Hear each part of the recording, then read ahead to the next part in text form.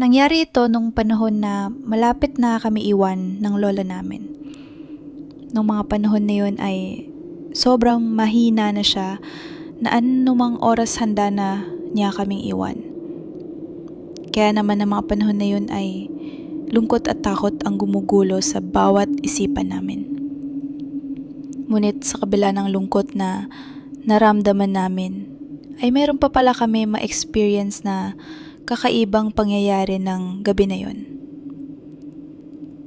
Sa totoo lang, hindi ito ang una na beses na ma-experience ko ang ganito na hindi maipaliwanag na pakiramdam.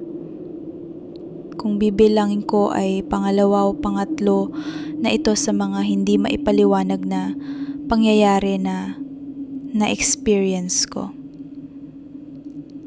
Pero itong nakakatakot na pangyayaring ito ay isa sa masasabi ko na hindi ko makakalimutan. Natatandaan ko tag-init yun, buwan ng Mayo. Isa sa mga pangyayari sa buhay namin na nagbigay sa amin ng hindi lang kalungkutan kundi pati kahindik-hindik na masamang experience. Full moon yun at napakaliwanag ng buwan. Ang liwanag lang ng buwan ang nagbibigay ilaw sa gabing yun. Habang sobrang tahimik ng paligid. Kami naman ng mga kapatid ko ay buong gabi na nagbabantay sa lola namin na may sakit. Noong mga panahon na yun ay sobrang taas ng lagnat ng lola namin. Dahilan na din siguro ng komplikasyon sa mga sakit niya. Naghalo-halo na kasi ang mga sakit niya sa katawan at halatang mahina na ang katawan niya para malabanan pa ang mga sakit. Sa totoo lang, matanda na ang lola namin, nasa 76 ng edad niya. At nung mga panahon na yon, kapag kasama namin siya, halatang ipinaparamdam niya sa amin na dapat palagi kaming masaya at maging handa na tanggapin na kapag dumating ang araw na mawala na siya, ay meron siyang maiiwan na masayang alaala na kasama namin siya.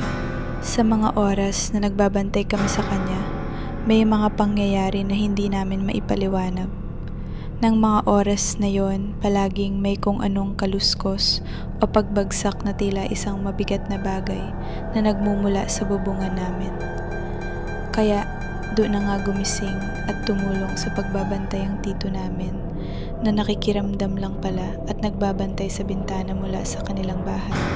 Halos mga 10 hakbang lang naman ang bahay nila mula sa bahay namin at tanaw mula sa bintana nila ang bubungan namin.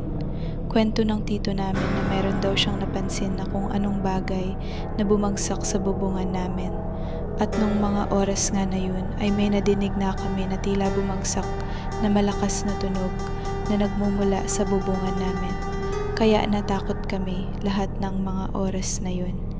Bigla, tuloy namin naalala ang matagal ng kwento sa lugar namin tungkol sa mag-asawang aswang na nakatira sa lugar namin.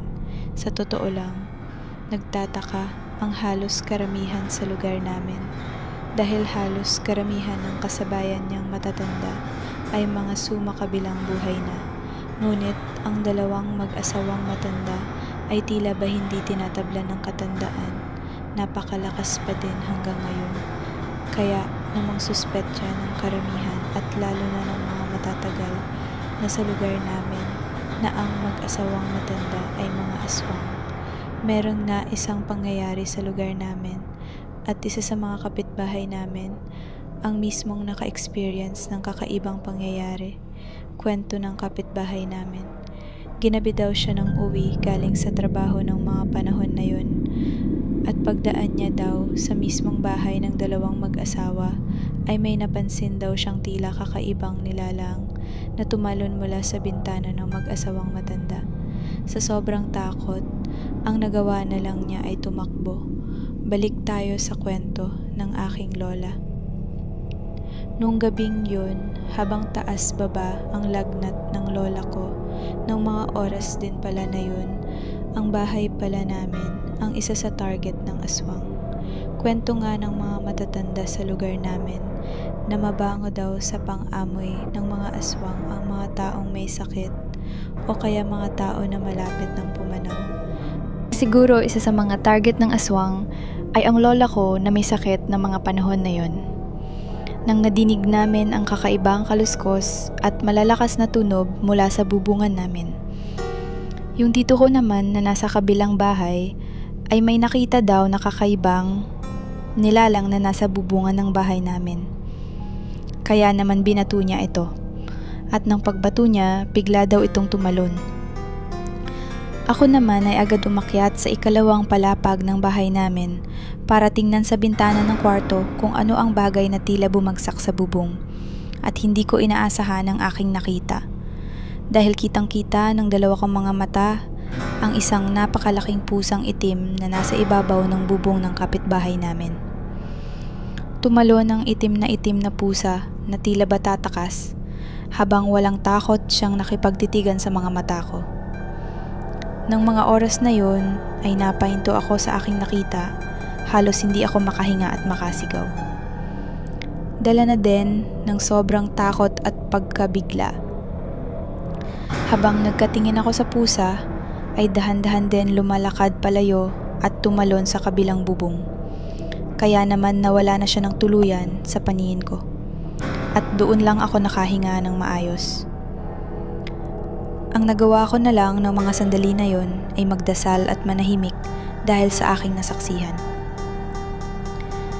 Alam ko sa sarili ko na isa lang yon ordinaryong pusa. Pero para sa akin, isa yung nakakatakot na experience. Ayaw tanggapin ng utak ko na ordinaryo lang yon dahil sa kakaibang itsura at malalaki nitong mga mata. Isang kakaibang pakiramdam na hindi ko maipaliwanag. Kinabukasan pagkatapos ng lahat ng masasamang pangyayari. Nang araw na din na yun ay tuluyan na din kaming iniwan ng aming pinakamamahal na lola. Alam namin sa puso at isip namin na masaya at mapayapa siyang nilisan ng